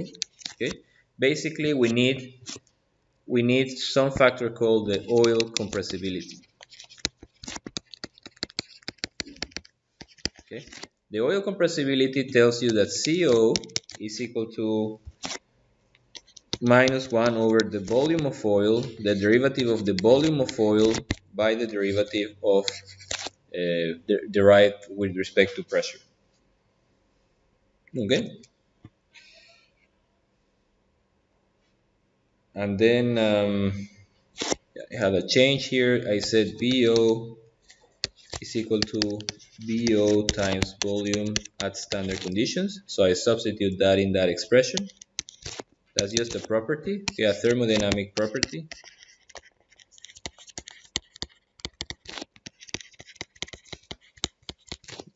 So that means that here I have minus 1 over B at standard conditions, derivative of BO and B standard conditions, BP. This one is constant, so goes away with this one. And here it has BO, right? And at the end, I end up with this equation that CO equal to minus 1 over BO, derivative of BO over BP. And now I can separate variables, right? CO BP equal to dBO over BO, and then I make an integral between. Now I want to make, between any 2 points. I can use point 1 and point 2, but I have one very distinct point in this curve where I want to integrate from, and that's this one, BOB. Okay, if I find that point, then I can find all the others. I can integrate between that point and 1, that point and 2, but if I have that point, then I can calculate all others. So I say I integrate between P bubble point to a generic P that has to be greater than P bubble point. and from BOB at the bubble point in any generic BO. Okay, and I integrate that, I get logarithm, then I apply the exponent, and then I obtain that BO at any point will be equal to BO at the bubble point times the exponential of COP at the bubble point minus P. I think if I didn't make any mistake. Yes? Okay. Well, you have to check the math. Let's put here check. Okay. But like that, I'm able to calculate any BO in this region. Okay, that is actually what we have. We don't want to go to the multi-phase part yet, but we will see it's a similar procedure. But we are now saying how can we improve if we have undersaturated liquid in the pipe, how can we improve our calculation procedure? How can we calculate the local rate, and after that how, but we are now concerned only on this region. Okay, so we found a method that if we have this guy here, the bubble point formation factor, oil formation factor, if we have the bubble point uh, pressure, and if we have the compressibility factor of the oil, then we are able to calculate the BO. Okay? We have a lot of things we need. Okay? We need the bubble point pressure, we need the bubble point oil formation factor, boiling factor, and the pressure. Okay? Now, okay, so for that, we're going to use a correlation. Okay, there were some guys, and that was very active, and actually I think now it's still very active, this activity. There were many people saying they took samples from different fields, from the North Sea, they went in California, they went in the US, they also did it in the Middle East, they did it in Colombia, in many other things, and they made kind of a huge database of measuring all of these BOs and all of these properties, PS, etc. And they were trying to make correlations. Okay, what we call black oil correlation. Basically to say, well, I want to find a way to correlate this as a function of specific gravity of the gas, the specific gravity of the oil, that represents in a way the composition of the gas and the composition of the oil. If I have very heavy, then I will be an SG of the oil that will be high, okay, close to 1. If I have very heavy also gas, that will be similar, very different than air. GOR and nothing else, I think. Okay, basically these are and also pressure and temperature, of course, but these are the main things that characterize the fluid in the black oil correlation. Is the SG, think about it like the composition of gas, the SG of oil is like the composition of oil, and the GR is like the proportion, how you mix them. Okay? And if you mix, the GR is very high, that means that the bubble point probably is going to be also very high.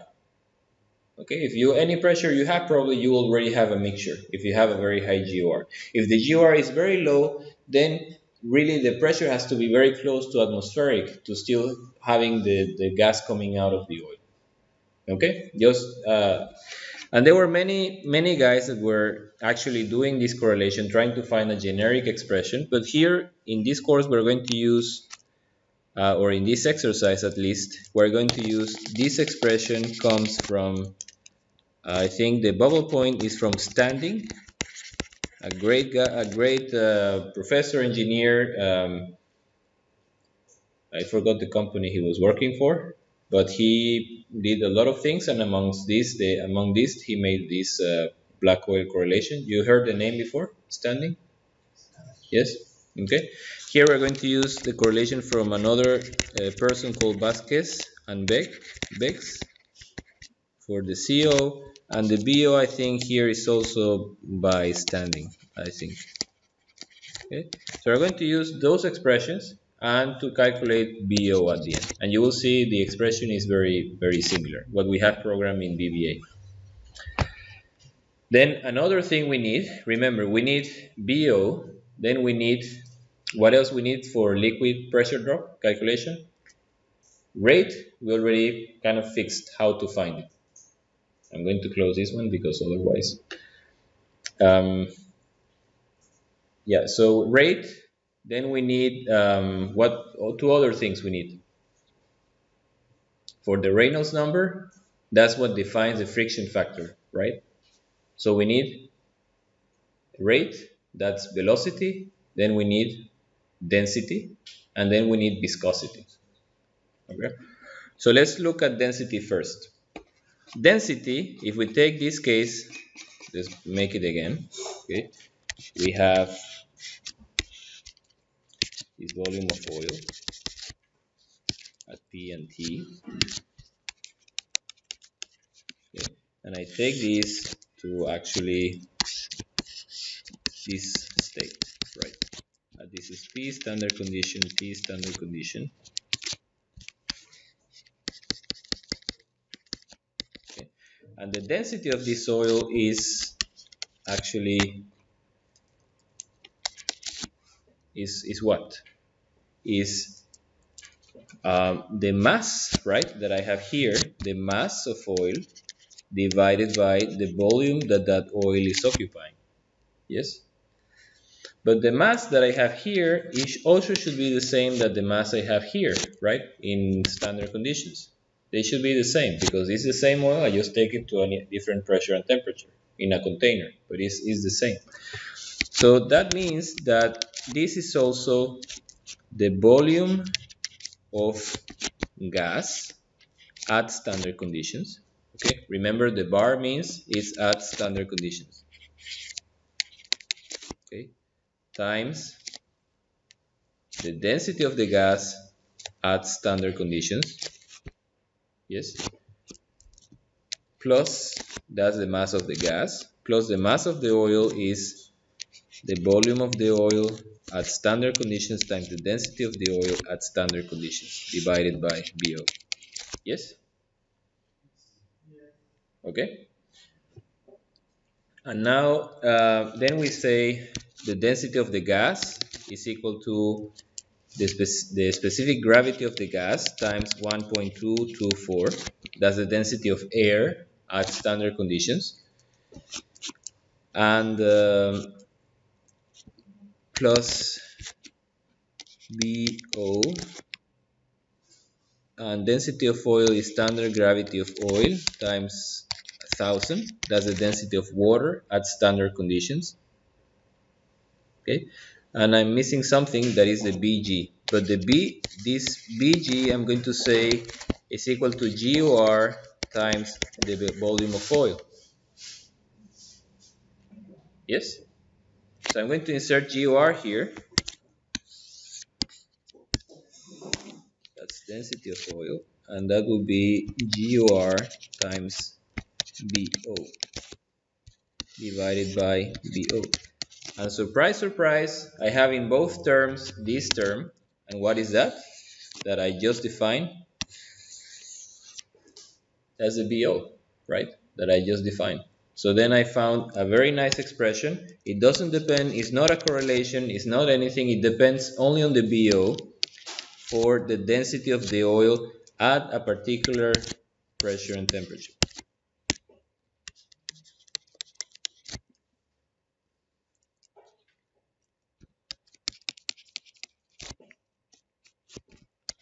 Times plus SGO times 1000 divided by BO.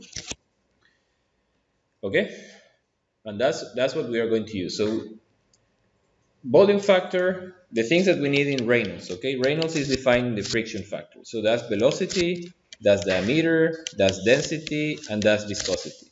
Velocity comes from rate, local rate divided by area. This one we already fixed. That's with the BO. We are happy. Found compressibility. We will use black oil correlations. Happy. Then density, we just found a way to do it. If we have BO, we have GOR. Here is GOR is missing. Sorry, GOR. Okay. If we have BO and we have GOR, SG, and also happy also. But now viscosity. Well, viscosity also There are some black oil correlations for viscosity. The viscosity basically of the oil makes the following.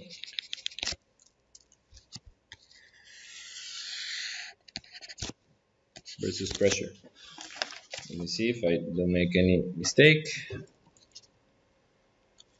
It goes like this, okay?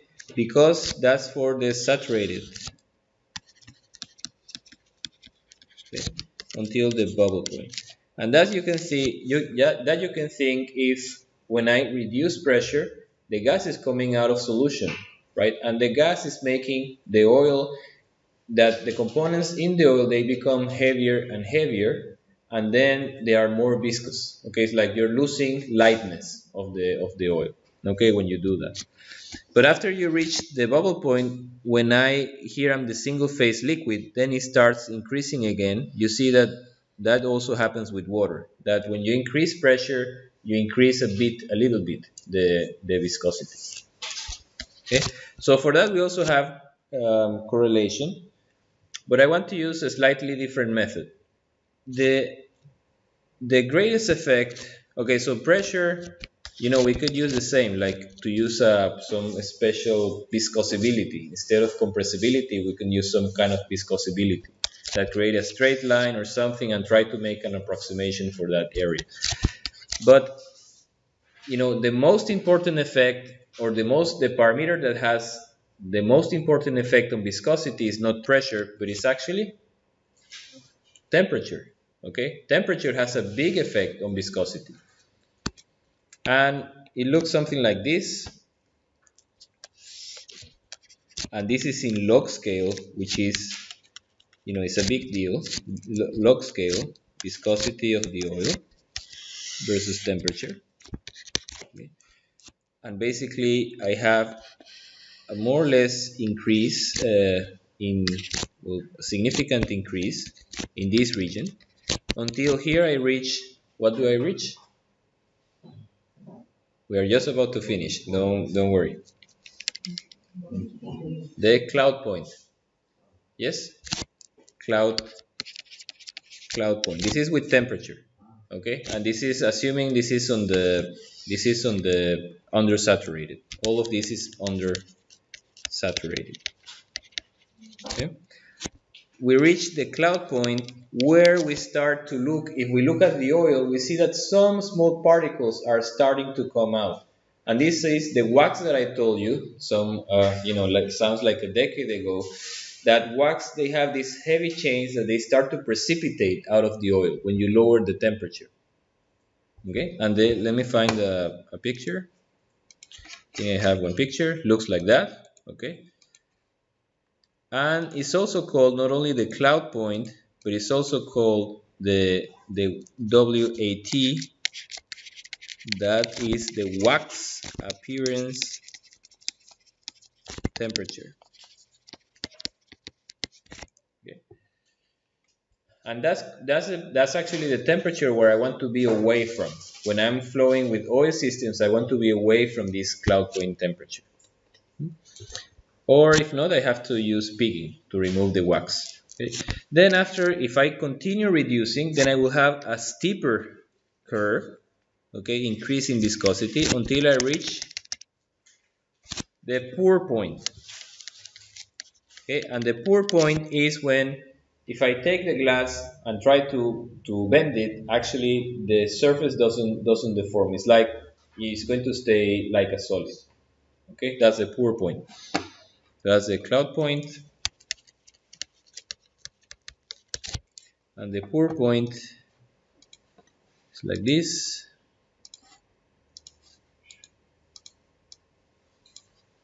Okay, actually I twist it and it doesn't flow. No flow. That's the pour point. No flow. Okay.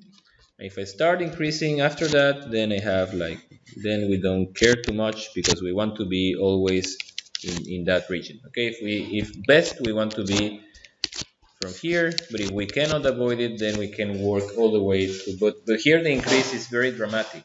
Okay, so be aware of that. Okay, so I'm going to use, okay, so for the exercise we're going to make, um, okay, maybe are you tired or you want, huh? Over the time. We have until 9, so.